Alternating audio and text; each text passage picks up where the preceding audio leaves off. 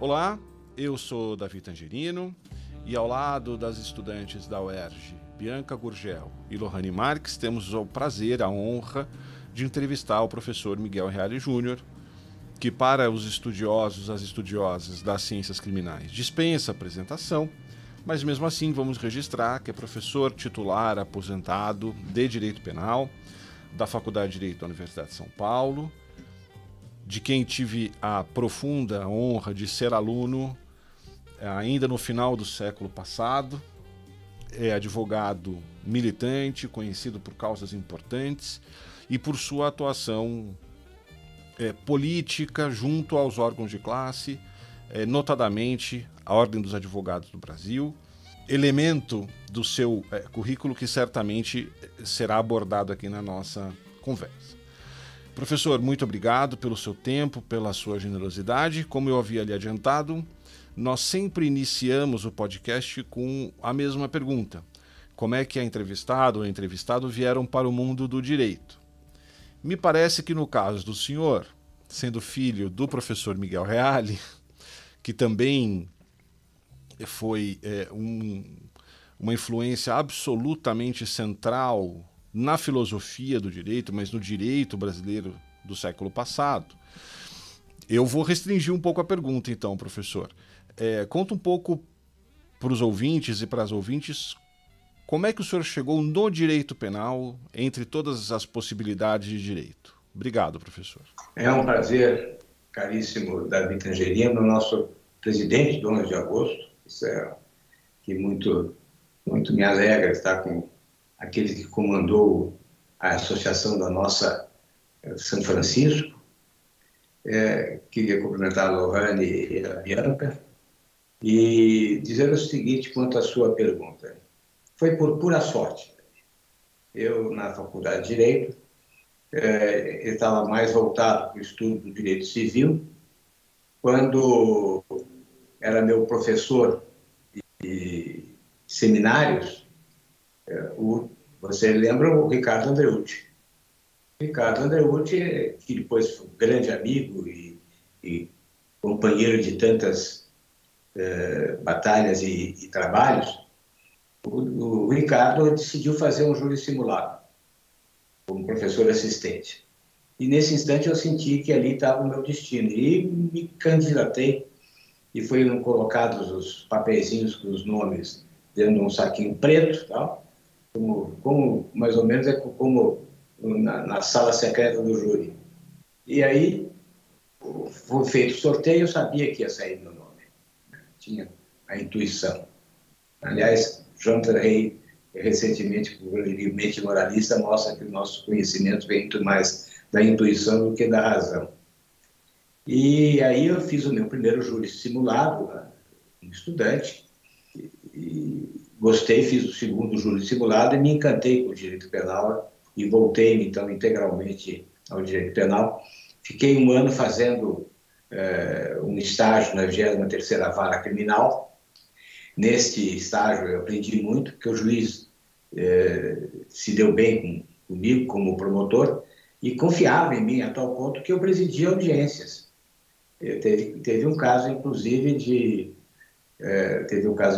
um colega meu de classe, que eu cheguei à vara, da 3ª vara, ele estava ali na porta, e eu disse a ele, olha, você está aqui, tem audiência, qual é o seu número que eu peço para pregoar? Eu mandava lá na 3ª vara. Em suma, apregoei o processo e me sentei lá como juiz. Quando ele entra, ele era o réu. Ele era o réu. E era pataquada de 11 de agosto, porque ele e um guarda civil, da época tinha guarda civil.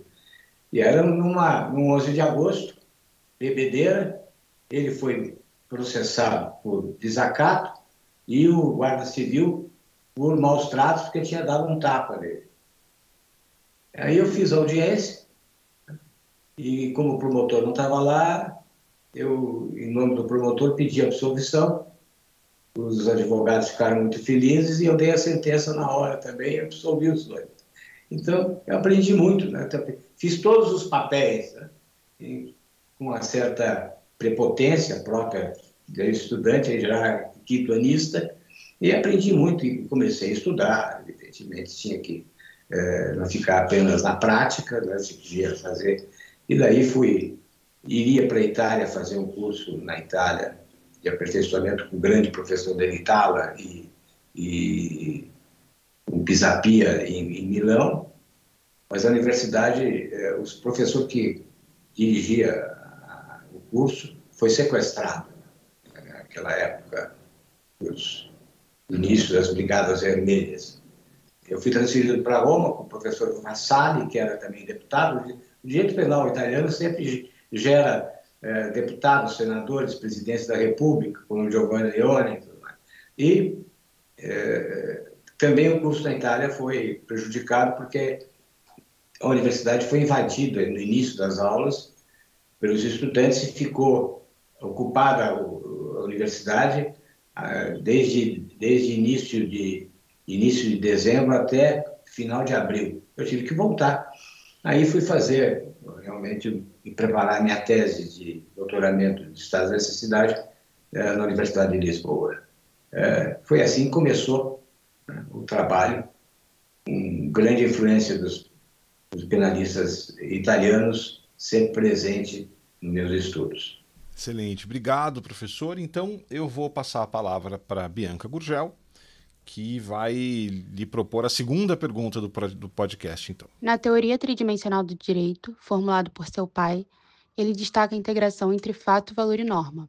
O senhor acredita que o direito penal ainda se orienta por esse tripé ou temos observado um certo distanciamento, especialmente nas decisões judiciais? Se bem entendi, é sobre a prevalência ou a aplicação da teoria tridimensional do direito, que é uma forma, sem dúvida nenhuma, de uma compreensão concreta e historicista do direito. O direito, ele se forma como expressão de valores que são consagrados e vivenciados no curso da história e incidem sobre os fatos, e caberá, então, a interpretação do legislador deste fato sobre o foco, sobre a focalização desse valor para gerar a construção de uma norma. A norma sempre deve ser a síntese de uma determinada circunstância, de uma determinada situação, de um determinado fato, mas espelha sempre um valor. Ou seja, o direito é constituído para estabelecer a prevalência de um valor cuja ofensa deve ser punida ou cuja essência, cujo valor deve ser respeitado. Portanto, é vigorante, a meu ver, essa compreensão axiológica concreta e historicista do direito.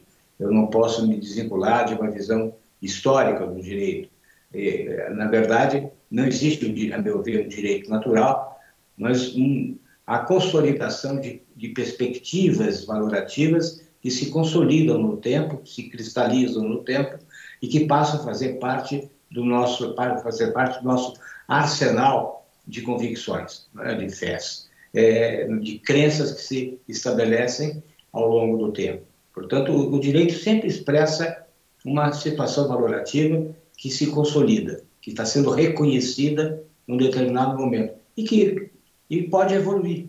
A evolução fará com que esse valor seja diversamente interpretado, ou, se não, que essa norma deixe de ser aplicada, haverá aí uma espécie de abolição, de revogação branca da norma, quando ela deixa de ser aplicada por não corresponder mais aos sentimentos, aos valores prevalecentes naquele determinado instante da vida social. Obrigado, professor.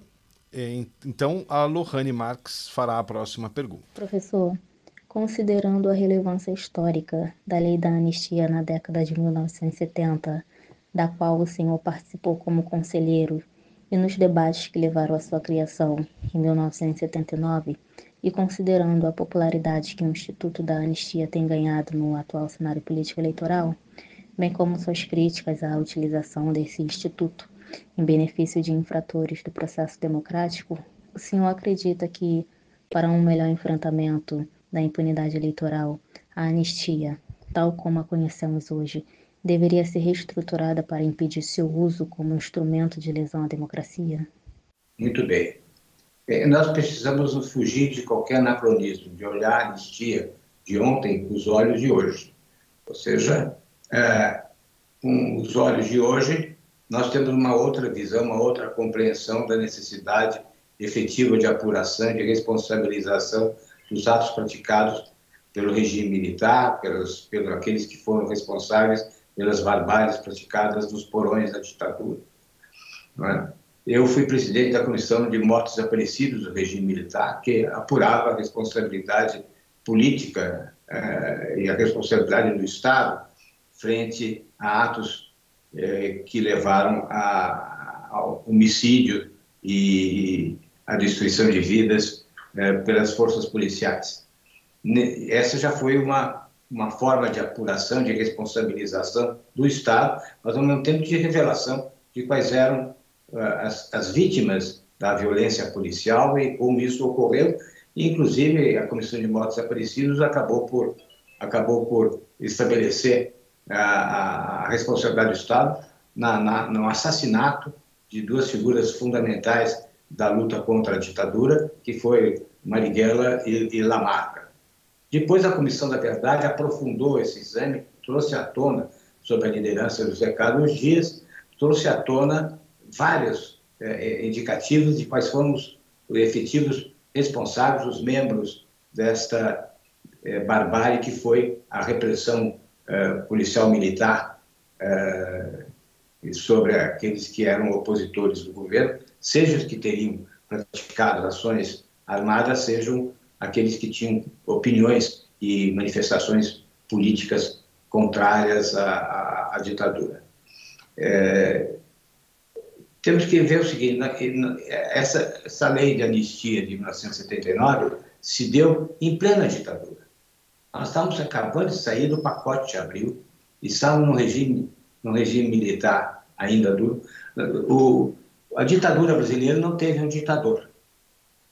A ditadura brasileira teve um sistema. Houve um sistema militar que foi o centro do poder. Esse sistema militar ia mudando de personagem, era o Castelo Branco, depois o Costa e Silva, depois o Médici, depois o Gádea, depois o Figueiredo. Ou seja, não houve um ditador, como pode se ver um Chaves, um Fidel Castro, ou um Bekele hoje, acho que é esse. Ou seja, não havia um ditador, mas havia um sistema militar que era dominante. E esse sistema militar estava ainda em pleno vigor quando se estabeleceu a votação da lei de anistia. Era uma grande luta que nós, advogados, empreendíamos naquele momento. Eu era conselheiro federal da Ordem dos Advogados e, ao mesmo tempo, tinha sido conselheiro estadual. E, ao mesmo tempo, o Conselho Estadual de São Paulo, presidido por José de Castro Bicho, constituiu uma comissão para elaboração de emendas ao projeto de anistia. Essas emendas foram ofertadas na Câmara dos Deputados por intermédio do deputado João Cunha. E lembrar um pouco que essa lei de anistia de 1979 era profundamente injusta, né? E nós oferecemos emendas para a supressão, por exemplo, da limitação que essa lei de anistia tinha com relação aos opositores ao regime. Lembrar, olha, essa lei de anistia de 1979, 28 de agosto de 1979, exceto no parágrafo 2º do artigo 1º, veja só, temos que lembrar isso, excetuam-se dos benefícios da anistia os que foram condenados pelas práticas de crime de terrorismo, assalto, sequestro e atentado pessoal. Quer dizer, a anistia era só para crime de opinião. Aqueles que teriam, através de suas críticas de opinião, estabelecido uma guerra psicológica diversa, que era o termo da Lei de Segurança Nacional. A Segurança Nacional se estabelecia em torno dos objetivos nacionais permanentes a serem ditados pelo Conselho de Segurança Nacional, mais especialmente pelo chefe da Casa Militar, da Presidência da República, que era o secretário-geral do Conselho, e se estabelecia a figura da guerra psicológica diversa, que era manifestação de pensamento, de críticas que visassem impedimento da consecução dos objetivos nacionais permanentes. e os objetivos nacionais permanentes eram ditados pelo Conselho de Segurança Nacional. Então, a lei de anistia visava apenas aqueles que teriam praticado oposição verbal ou manifestações e atos não de violência, porque todos os atos de violência na lei de anistia estavam excluídos da anistia. Ao mesmo tempo que isso ocorria, estabelecia que havia anistia para os crimes conexos, que é um eufemismo para dizer tortura, submeter os presos a todo tipo de dificuldades, seja físicas ou psíquicas. Isto era profundamente injusto. Nós dizemos, não é possível uma anistia que não tenha pelo menos não dupla. Uma das emendas que foram ofertadas pela Ordem dos Advogados era a supressão desse parágrafo, que não prevaleceu. Mas acontece que depois a anistia se estendeu a todos, inclusive aqueles que tinham participado de ações armadas. Eram quase 2.000 exilados no Brasil, e alguns condenados cumprindo pena, e vários desses exilados eram aqueles que tinham participado de ações armadas, né? Inclusive, ligado à LN, era o nosso ex-presidente da ONU também, meu queridíssimo amigo Aloysio Nunes Ferreira, que estava ligado creio que, à LN, Ação Libertadora Nacional. Ou seja, a anistia era capenga, muito capenga, mas era a anistia que se conseguia, naquele instante, extrair do sistema militar prevalecente, né? E injusta. Como é que se conseguiu estender a anistia também aos crimes de ação, sejam assaltos, sequestros, que tínhamos pessoas que tinham condenado, a maioria deles estava refugiado do Brasil, não estava cumprindo pena, mas estava refugiado. Como é que isso aconteceu? Aconteceu por interpretação do Superior Tribunal Militar. O Superior Tribunal Militar é que acabou concedendo a anistia, estendendo a anistia, uma questão de equidade, né, àqueles que tinham praticado ações armadas, e não ficar preso só a anistia aos crimes de opinião, crimes, entre aspas, né, de opinião. Então, a briga pela anistia foi extremamente árdua, difícil, e foi a força, primeiro, que se conseguiu fazer com que ela tivesse a extensão que ela teve. Então, a anistia é um processo histórico, é fruto do processo histórico de compreensão de que aqueles fatos não são mais merecedores efetivamente de repressão penal, que aqueles fatos devem ser apagados efetivamente do processo judicial, do processo criminal, né? Porque existe uma consolidação de uma pacificação dos espíritos. Não é o que acontece hoje.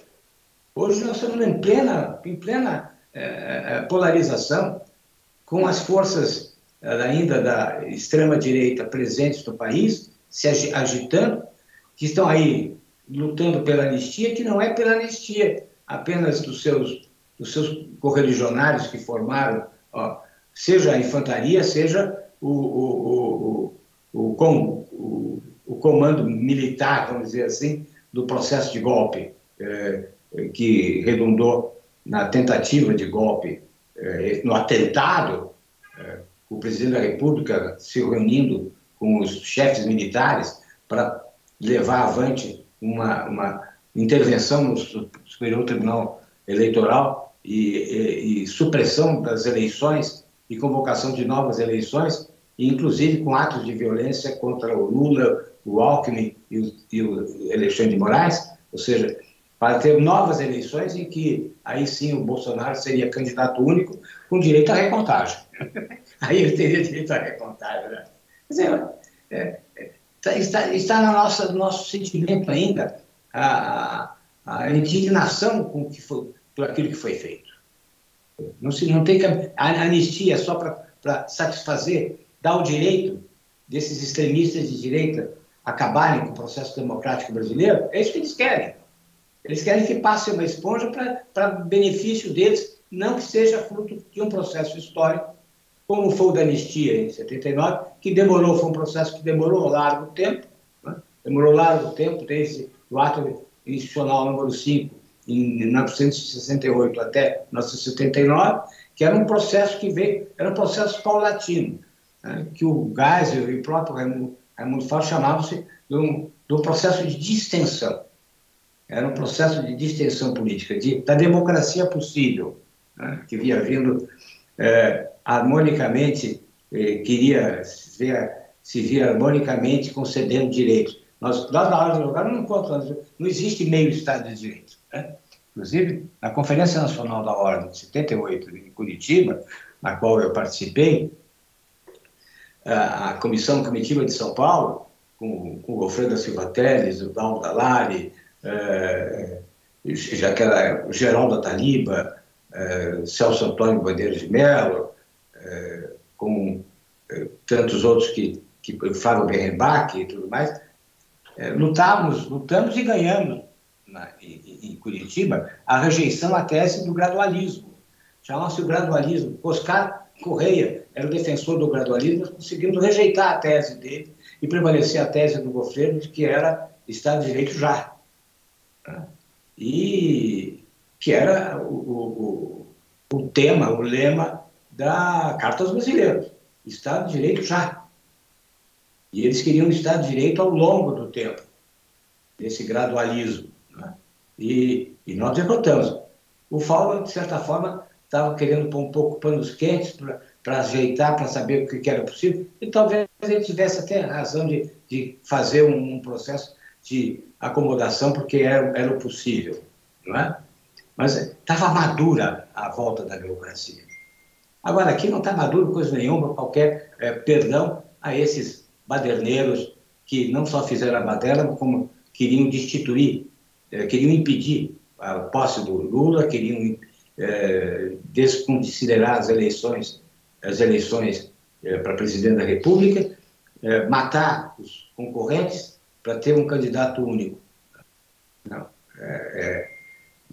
não pode haver anistia nessa situação. A anistia é um processo de construção ao longo da história que justifica que se apague o fato. Agora não, o fato está bem presente, o fato está quente ainda, né? Só não sente quem não quer. Ou seja, professor, é materialmente diferente uma anistia rumo à democracia de uma anistia na contramão da democracia. E no momento em que nós temos que fazer militância pela democracia ainda. Não é um instante de fazer desculpas e dar impunidade àqueles que desrespeitaram a democracia. Professor, eu vou aproveitar esse tema para pegar carona aqui num tema bastante menor, mas que está sendo ainda discutido. O Supremo, digamos, ficou um pouco sentado em cima, e agora com a repercussão do filme Ainda Estou Aqui, esse tema volta, que é o tema do desaparecimento forçado. Então, se tem sustentado a ideia de que este seria um crime permanente, portanto, extrapolou o alcance da lei de anistia e que seria ainda possível punir agentes do Estado, criminosos de Estado, por esse delito. Queria saber se o senhor gostaria de comentar esse assunto. Primeiramente, eu queria comentar que a anistia não ficou só na lei da anistia. Houve uma emenda constitucional que consagrou a anistia, que é a emenda que convocou a Constituinte. É a emenda 26 de 1985. Ela se dedica, na sua maior parte, a estabelecer os critérios de anistia, seja de funcionários que foram perseguidos por atos institucionais ou complementares, mas, ao mesmo tempo, a anistia com relação à prática de crimes políticos. Então, a anistia foi também consagrada constitucionalmente. Quem lembra isso, inclusive, no julgamento sobre a anistia no Supremo, foi o Eros Grau, num voto que ficou marcante, mostrando que a anistia não é só a lei, mas houve uma norma constitucional que consagrou a anistia, e aí sim, sem aquele limite do parágrafo 2º da lei da anistia, que excluía os participantes de luta armada.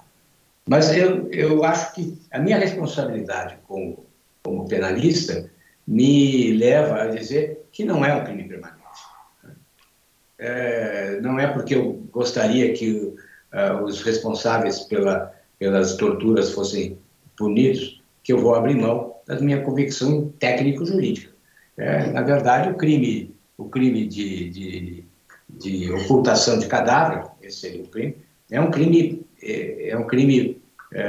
instantâneo de efeitos permanentes. Da mesma forma como o homicídio, o furto. O furto é um crime que faz desaparecer o objeto da posse do seu titular, possuidor ou do domínio. Né? Desaparece o produto, né? Furtado, subtraído. E nem por isso ele é permanente. Bom, homicídio nem se diga. Né?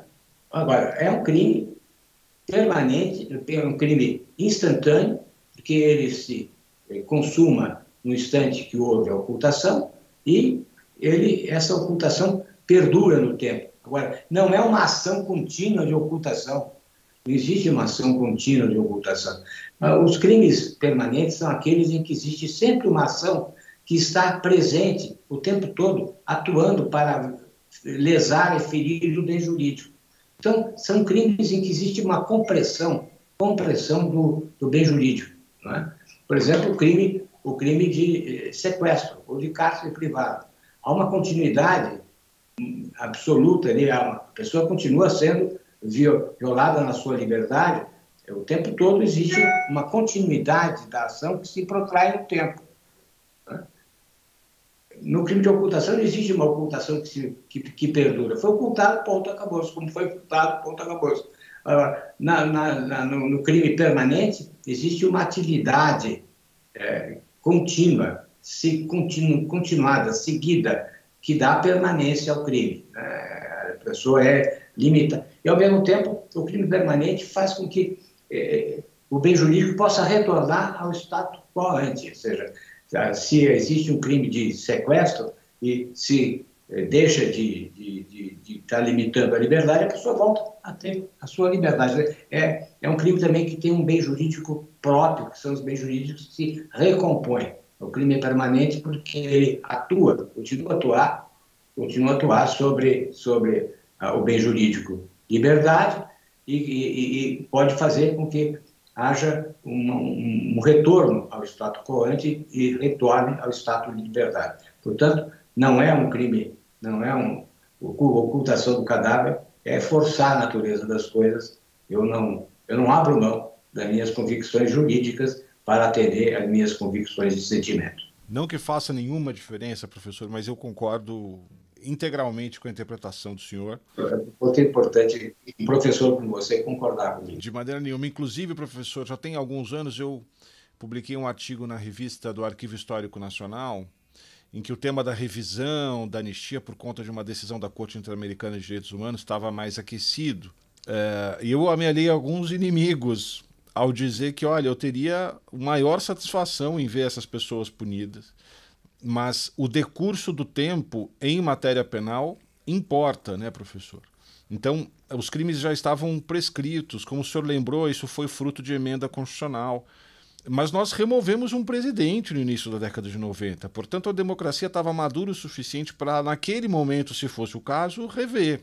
Agora, estabilizada a situação social depois de 20, 30 anos, aí sim seria um revisionismo histórico perigoso que abriria um precedente horroroso, professor, me parece. Se nós tivéssemos mexido isso no passado, hoje nós teríamos pouca legitimidade para argumentar contra a anistia dos golpistas mais recentes. Então, estou totalmente de acordo com o senhor. Eu falo isso na condição de ex-presidente da Comissão de Mortos Desaparecidos, portanto, teria todo o interesse de sentimento, que eu vivenciei o que foi a tortura, uma espécie de filme que passava à minha frente, com a leitura dos processos sobre a responsabilidade do Estado na morte de tantas pessoas dentro das cadeias e dos porões do Exército. Vamos mudar um pouquinho o rumo da prosa, como se diz no interior, professor? E a Bianca, então, tem uma outra pergunta para lhe fazer.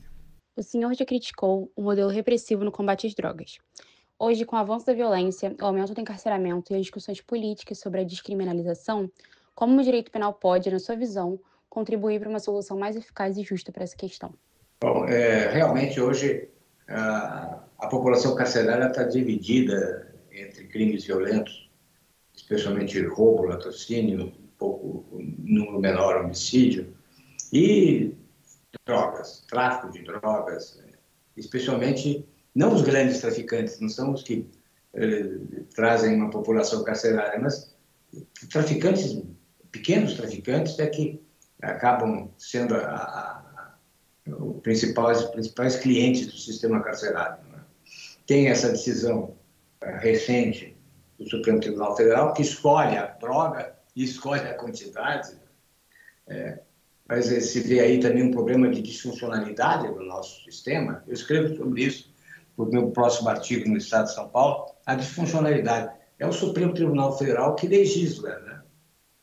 Legisla. Ele, ao mesmo tempo que ele legisla, ele determina também medidas a serem tomadas para superar o estado inconstitucional de coisa do sistema carcerário brasileiro, através de uma ADPF 347, que reconhece o estado inconstitucional do sistema carcerário brasileiro e depois apresenta, com apoio e trabalho do CNJ, que foi homologado pelo Supremo Tribunal Federal, 305 medidas a serem adotadas pelos estados para recompor, para superar as dificuldades, as barbáries que existem no sistema carcerário brasileiro. Então, o que existe é uma imensa disfuncionalidade. Né? O legislativo administra através das emendas parlamentares, o Supremo normatiza, o Supremo legisla, ou senão ele também determina medidas administrativas dos estados. Ou seja, o país é uma bagunça, é uma barafunda. Cada um não cumpre o seu dever, mas cumpre o dever do outro. Então, nós temos um sistema carcerário. Dizem que o Brasil prende muito. Será que ele prende muito em vista dos crimes violentos que são praticados? Acho que não. Por quê? Porque nós temos uma inoperante polícia civil nesse país. A polícia civil nesse país, a polícia de São Paulo, fizemos um estudo demonstrativo de que dos boletins de ocorrência de roubo que estão registrados em São Paulo, apenas 2%, 7% se transformam em inquérito. Por quê? Porque é feito o boletim de ocorrência, mas não se apura a autoria. E não se apurando a autoria, os processos são arquivados por falta de elementos indicativos de quem era o autor do fato. Então, nem arquivação, são boletins de ocorrência. E não se tem autoria. Então, nós temos uma fragilidade muito grande com relação à apuração dos crimes violentos e temos uma agilidade na punição dos crimes de porte de drogas, e que são transformados em pequenas quantias ainda. Maconha pode, cocaína não pode, mas por quê? Heroína não pode. A maconha pode 40 gramas, segundo o Supremo Tribunal Federal. Né? Ou seja, existe ainda a mentalidade da guerra contra as drogas, como se nós estivéssemos ainda no tempo do Nixon, nos Estados Unidos, a guerra contra as drogas, e a polícia acaba também do poder imensamente discricionário, enquadrando o fato como porte ou como tráfico, livremente. Pega lá quais são os critérios. Então, as cadeias estão com quase 40% de pessoas condenadas por drogas ou por prisão preventiva, um número muito elevado ainda de prisão preventiva no país, e nós temos que mudar. Eu gostaria muito que se examinasse o que é a lei portuguesa de drogas, que tem tido um grande resultado, um bom resultado. Né? E eu creio que tem até um estudo que nós fizemos quando eu era presidente do Departamento de Direito Penal. Nós fizemos um seminário trazendo os mestres e doutores, e tem um livro chamado, né, exatamente, um livro sobre estudos sobre drogas, que tem alguns estudos que se lembram um pouco as soluções que foram adotadas em Portugal, para, sem dúvida nenhuma, livrar o sistema carcerário aqueles que estão condenados por ou por uso de drogas, por porte de droga, melhor, ou por pequenas quantias que podem fazer o quê? 50, 60 gramas. Se é 50 gramas, está condenado pelo Supremo Tribunal Federal. Se tiver 40, não. Né? Ou seja, nós temos que ter uma outra política de drogas e temos que ter uma outra polícia civil para apurar efetivamente a autoria do crime que nos atinge mais diretamente. O crime que atinge a todos nós diretamente é o crime que nós somos passíveis de sofrer na rua. Não é só o furto ou o roubo de celular, mas é o latrocínio, que tem crescido, e cresceu muito em São Paulo, né? Com agentes de motocicleta que chegam para roubar esse celular ou carteira e depois, ainda graciosamente, matam a vítima. Ou seja, esse é o crime que assusta. Mas esse é o crime que fica, em grande parte, impune, porque não existe apuração da autoria. Então, temos muitos presos, mas temos muita impunidade, temos também. Que é isso que gera a crise de segurança. O que a população está sentindo? Que não é coisa nova. Isso vem de 40 anos para cá, o crescimento vertiginoso da criminalidade violenta nas grandes cidades. Né? Nas médias cidades também. Se é uma cidade com 300 mil, 400 mil habitantes, já começa a ter problema de segurança, porque é uma desorganização social. Uma imensa desorganização social. Ou seja, todos os problemas sérios desse país não são objeto da preocupação da classe política. Né?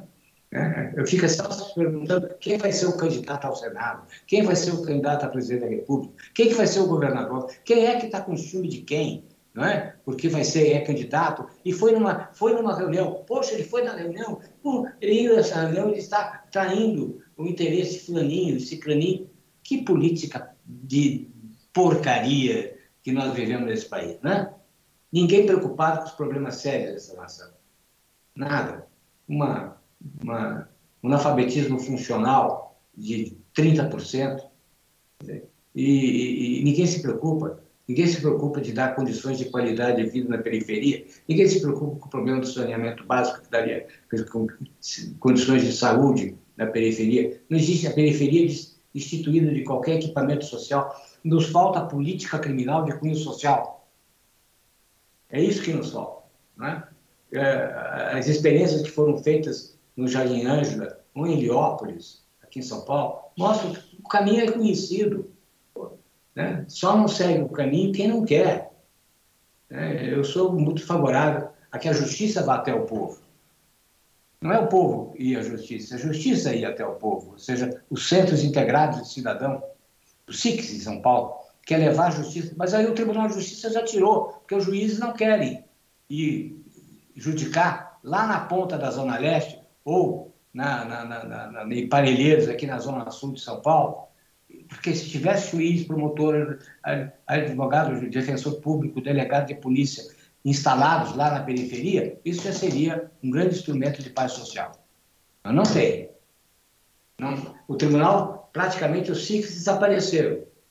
E eu tive experiência, vi como o SIC é altamente benéfico, como ele traz paz social, como é necessário ter... Eu, no Ministério da Justiça, infelizmente eu saí, mas nós estávamos com um projeto de criar centros comunitários com centros esportivos de juiz, promotor, tá, nas favelas do Rio de Janeiro. Infelizmente, isso era a primeira vez que havia uma reunião de 8 ministros da área social do governo. Mas isso para dizer, o problema não é só o carcerário, ou se pune muito, é a falta de política criminal de cunho social. É aí que está a receita.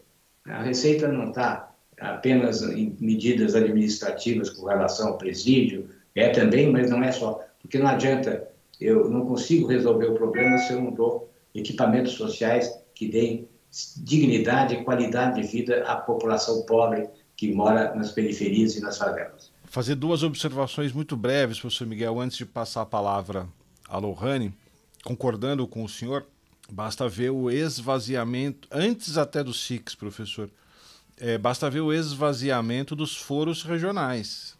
que tinham varas do júri e tudo, e foram todos migrando para Barra Funda. Quero imaginar porque a burocracia de Estado não queria estar nas regiões periféricas. E voltando muito rapidamente ao tema do Supremo, professor, até eu entendo o horizonte de criar um critério quantitativo, tentar diminuir um pouco a discricionariedade policial, mas como docente de penal, eu acho que o tribunal deixou de apresentar um discurso dogmático coerente, sabe, professor? Porque dizia-se assim, nós não estamos descriminalizando, nós estamos apenas apontando um vetor objetivo para separar o tráfico do porte, da posse.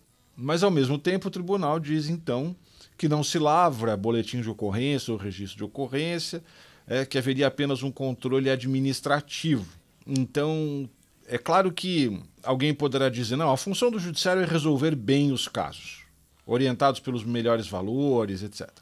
Mas me parece que há um descuido também dogmático, porque as decisões tomadas pelo Supremo orientam os juízes, as juízas, promotores, promotoras, delegados do Brasil todo. E também impactam a docência, enfim. Eu tenho este dissabor por falta de cuidado dogmático nessa questão. Mas, professor, como o nosso tempo, quando a prosa é boa, o tempo passa rápido, eu queria dar a oportunidade de a Lohane Marques fazer uma pergunta e aí depois eu encerro com a última. O senhor tem uma preocupação constante com a concretude da aplicação do direito penal, como vemos nos volumes de direito penal aplicado e problemas penais concretos. Como o senhor enxerga a distância entre a teoria penal ensinada nas universidades e a prática forense nos tribunais, que ainda precisa ser ajustado para aproximar mais esses dois mundos? Ótimo. Bom, primeiro, nesse instante, eu creio que o direito penal está sofrendo um baque violentíssimo, que é medidas processuais que eliminam a importância do direito penal.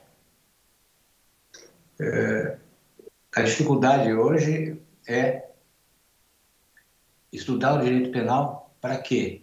Se tudo se resultará num acordo de não persecução penal. O acordo de não persecução penal aplica-se a 90% dos delitos. E o acordo de persecução penal se transformou num expediente de eliminação de processos nas prateleiras do Ministério Público.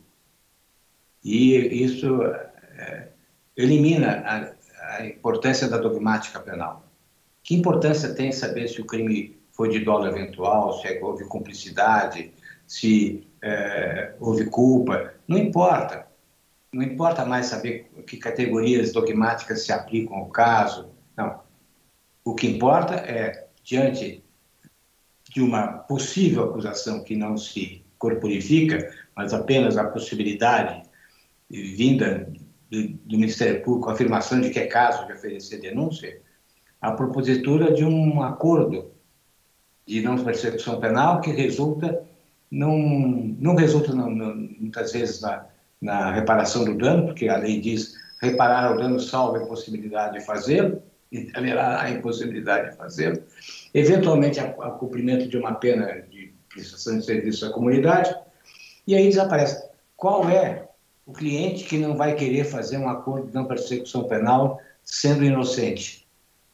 Ele não quer o risco do processo, ele não quer pagar os honorários do advogado que tem razão. Se ele pode fazer um acordo de não persecução penal, ele não vai ter um oficial de justiça batendo na porta da casa dele para intimá-lo para uma audiência, ele não vai ter que sentar na ponta da mesa durante a audiência de acusação lá no foro, ele não vai ter aquela espada de Damocles sobre a cabeça dele durante anos, porque um processo demora anos.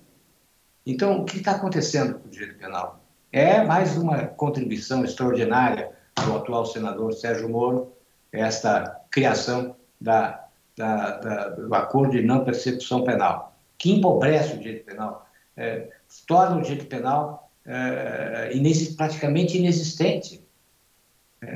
As vítimas também ficam desassistidas, porque vai haver reparação do dano, salvo a impossibilidade de fazê-lo.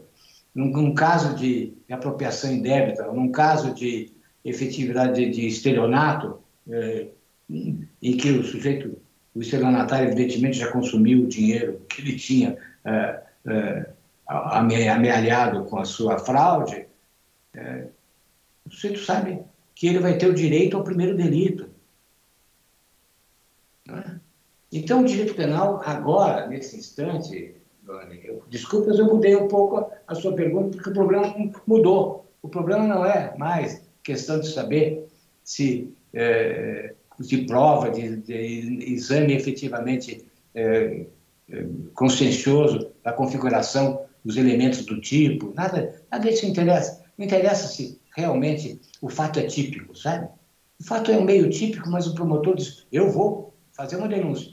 Mas posso concordar com um acordo de não persecução penal.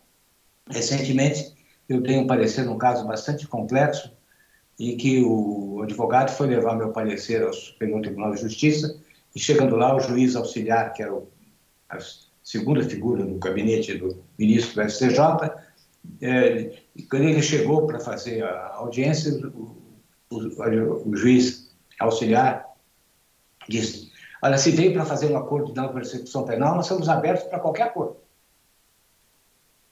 Eu disse, não, eu vim trazer um parecer. Era um parecer que analisava em detalhes toda a configuração do crime de corrupção com lavagem de dinheiro, uma série de dados complexos. Não, se for um acordo de não persecução penal, quer dizer, o juiz, não é o promotor propondo, é o juiz no STJ, acabando com o processo através de um acordo de não persecução penal. Então, o direito penal acabou. O direito penal acabou. Eu tenho visto vários casos. Como é que eu vou dizer para o meu cliente, não faça um acordo de não persecução penal? Porque eu te garanto a absolvição lá no final. Eu não posso dizer isso. Posso até ter convicção que realmente é o caso de absolvição. Mas que garantia eu posso dar para o cliente? Eu não faço um acordo de não persecução penal. Lá na frente ele é condenado e vai fazer o quê comigo? Então acabou o direito penal. Eu já escrevi um trabalho que, aliás, apresentei em Munique, junto com o Schunemann, que era o processo penal e o desprezo do direito penal, que já vinha lá com os acordos de a transação penal, a suspensão condicional do processo, e aí se estendeu a não persecução penal, acordo de não persecução penal, que evidentemente só podia ter origem em Sérgio Moro, né? Professor, a nossa última pergunta é recorrente e fixa para os nossos entrevistados. Vai ficar talvez um pouquinho a contragosto pela sua última colocação, mas nós sempre perguntamos o que o senhor recomenda para quem quiser, em que pesem todas essas agruras, se aprofundar no estudo do direito penal, das ciências criminais em geral.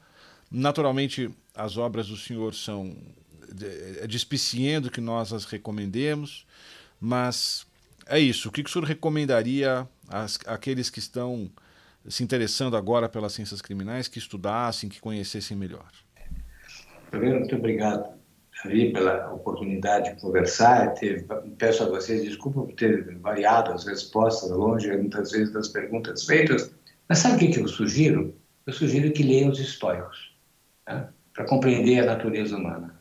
É importante ler Sêneca, é importante ler Marco Aurélio, é importante ler Pascal, é importante ler especialmente Montaigne. Acho que ali vai se compreender que o direito penal trabalha com a mais bela de todas as matérias, que é a natureza humana. Acho que fica por aí. Maravilha. Professor, acho que caberia uma última nota aqui. O senhor fundou o Instituto de Estudos Culturalistas, não é? Sim. Em Canela ou Gramado? Agora me fugiu. Canela.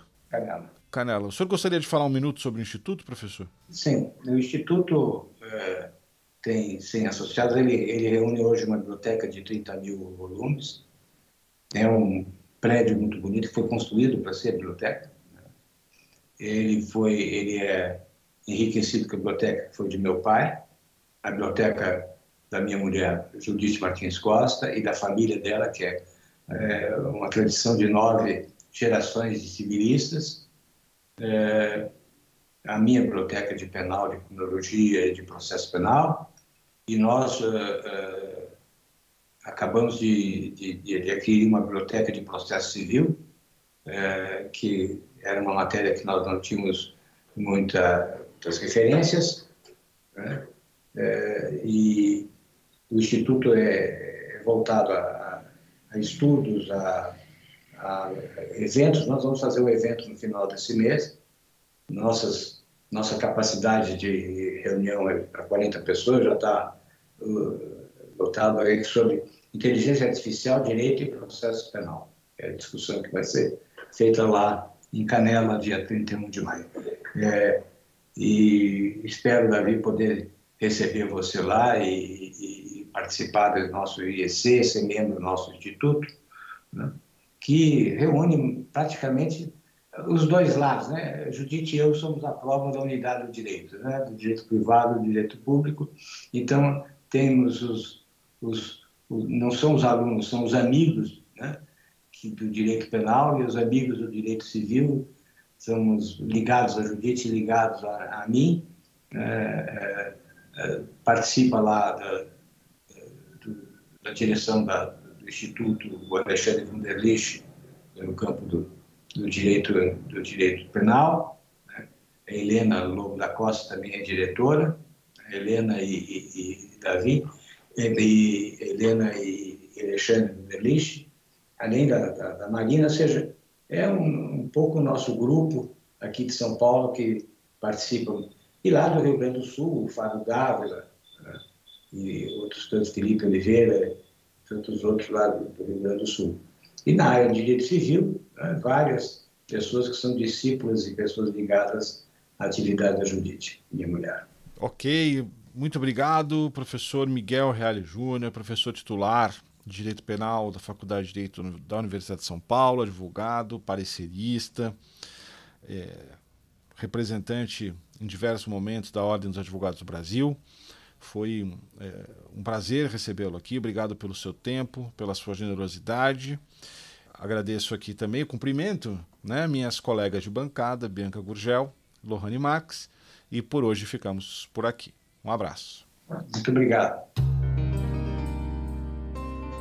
Caso você tenha dúvida ou queira deixar sugestão de tema, pode enviar e-mail para pautacriminalpodcast@gmail.com pautacriminalpodcast@gmail.com. Também, para saber dos novos episódios, nos acompanhe nas redes sociais, no Instagram, @pautacriminalpodcast, e no Twitter, pautapodcast. A produção do Pauta Criminal é de Denise Tangerino. O tema David Devil, que está na abertura da Pauta Criminal, é uma faixa produzida pelos Mook Brothers, com a participação de Cássio Ferreira no sax alto. Siga Mook Brothers no Instagram e nas plataformas de streaming. Gravação e edição de Marcelo Cardoso e Sérgio Pinheiro, na Casa do Podcast.